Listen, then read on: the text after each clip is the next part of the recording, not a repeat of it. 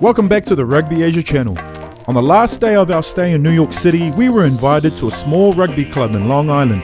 So we caught a train and headed east to the world-famous Hamptons. We took in the sights with former Mayor Teki Vakalaloma and went to the easternmost point in New York State to see the Montauk Point Lighthouse, which is a national treasure. Then he took us back to East Hampton to catch up with the mighty Montauk Sharks rugby team. You know, the Hamptons is it started off as a farming community back in the day, but also as a summer outpost for the rich in New York City to get away from the heat. You know, it has a very good light here, so a lot of artists settled here. Being the only team out in the east end of Long Island and the only contact sport option, we managed to get a fair sized group of guys.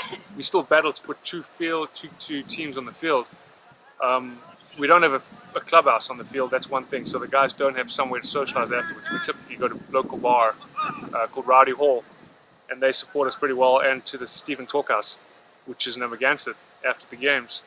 Started playing rugby when I went to college. I saw it in East Hampton when I was about 17. I was like, whoa, what is that? I was too young to play with the men's team, I thought.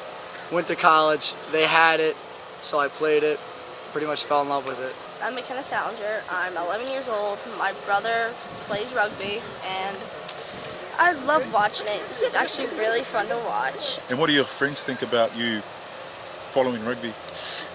My friends don't really, they know what rugby is, but they don't really like it.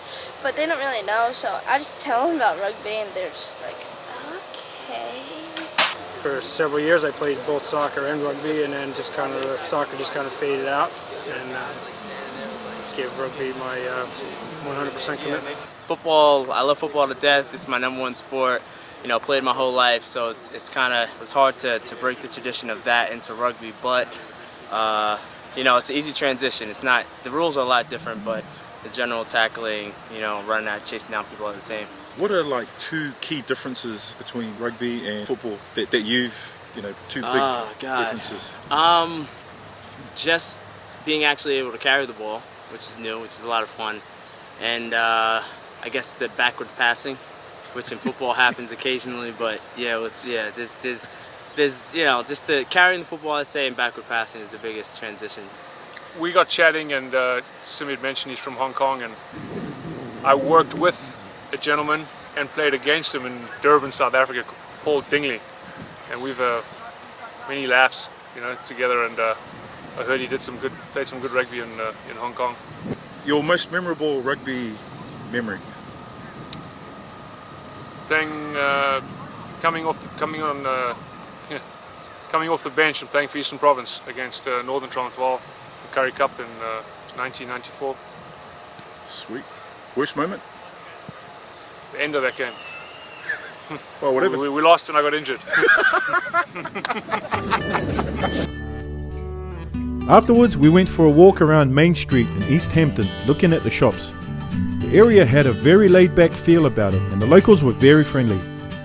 And right next to the theatre, we found a Ralph Lauren rugby shop. Not quite what we expected, but it was rugby related anyway. After the rugby shop, we went to see how much it will cost to buy a house in the area. What? You serious? 7.4 million. This one's buying for almost 6 million. 6 million, holy heck. The following day, we took a break from rugby and decided to spend the day down at the beach. With its gorgeous white sand that stretched on for miles in each direction and 30-degree dry heat, we were in for a cracking summer, Hampton style. Paul Cleary migrated to East Hampton nearly 20 years ago. Back in Ireland, Paul had played for the mighty Galwegians Rugby Club and had played next to legends such as Keith Wood and Eric Elwood. He also had a great story about playing under current Lions coach Warren Gatland. I've got, I guess, one of the All Black touring bags that belonged to Warren Gatland that he gave to me when I was leaving New Zealand, I guess as a memento or just to carry my luggage. But he he also gave me his Waikato jersey when he played for Galwegians. I think maybe it was the second season, it could have been the first season. Yep. So this is the shirt that Warren Gatland gave me. You can You can just about make out a number 2 on it, almost. Apparently, it's a Jerry Collins jersey, but we haven't confirmed that. Allegedly. 2 E's. Big enough, I suppose. I was playing in Galwegians when the All Blacks toured in, I think it was '89, and Warren was one of the first guys to get a coaching job. So he immediately made a huge impact on what we did. I mean, it was just, for us, it was completely thinking out of the box. We were like, what do you mean you're going to talk about 2 phases from the line-out? We had no idea what that meant, you know. So he taught everyone a lot immediately. And myself and a couple of other guys decided, well, Warren actually had asked probably one of the leading players in the club, Eric Elwood, to go and play with his club, Taupery, in the Waikato. So I kind of jumped on the back of it. I was like, can I come? There, is it? I think it's there.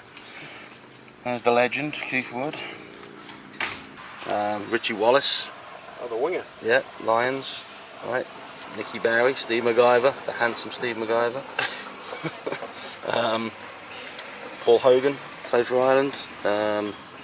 Dickie played for Ireland. Ben Hogan played for Ireland. Philip Danaher was the Irish captain. A lot of good players in that team. After our trip down memory lane, I asked Paul about the development of rugby at grassroots level. I think there are a lot of changes, yeah. You know, there's no money in it to begin with, so you know you're still going down to a field that you're probably renting off, you know, the town that you live in, or they allow you to play there. So it's very, very much like a grassroots thing. Now I hope with the Olympics, you know, it's gone from you know, something that people talked about, oh, that college game, well, you know, those guys are crazy. Now it's, you know, elevated to Olympic status, so I think it's going to take off now. It'd be great to see it. So look out for the rest of the world if America really adopts it, because they'll be a powerhouse. Former Eagle Sevens international Chris Carney owns the Railroad Avenue Fitness Gym in the Hamptons. Chris and Teki Vakalaloma launched the very first Wounded Warrior project, raising money for the needs of severely injured servicemen and women. They did this by riding across the United States on bikes. We spoke to Chris about his rugby travels. I grew up playing here for Montauk Rugby, which is a great bunch of guys. I was fortunate enough to get to travel around a little bit. Played sevens tournaments around the world in Punta del Este and Fiji, and got to spend a season playing for the mighty suburbs in Auckland. It was a great time, great part of my life, and made some friendships that are lasting 20, 25 years later. I really enjoy the sport of sevens. I think it's wide open. Now that it's an Olympic sport, I'm hoping it'll catch on amongst the states here a little bit more. I had the opportunity to take the field with Eric Rush and John Gallagher and play against Troy Coker and those guys. So, you know, as an amateur athlete here, to be able to bang heads with some of those guys was an opportunity I'll never forget. It was 1991, and most of the All Blacks at that time were on Auckland Rugby. So I got to meet and shake hands and even share the field and do practice drills with a lot of those guys.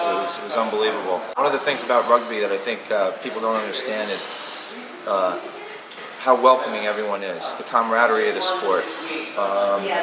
To be able to meet, you know, players like Ronnie Clark and Craig Dowd and Steve McDowell, and be able to watch Grant Fox play a club match and stuff like that was just an opportunity I'll never forget, and I realized how lucky I was to even be there. It was time to leave the Hamptons. We had a great time, met some great local people, and had lots of fun sightseeing and catching up with the Montauk Sharks Rugby Club. All I had to do now was find a bus stop to catch the infamous intercity Chinese buses. So I tried hitchhiking a ride to the nearest bus depot to find out how to get to Washington DC. Looks like I'll be walking.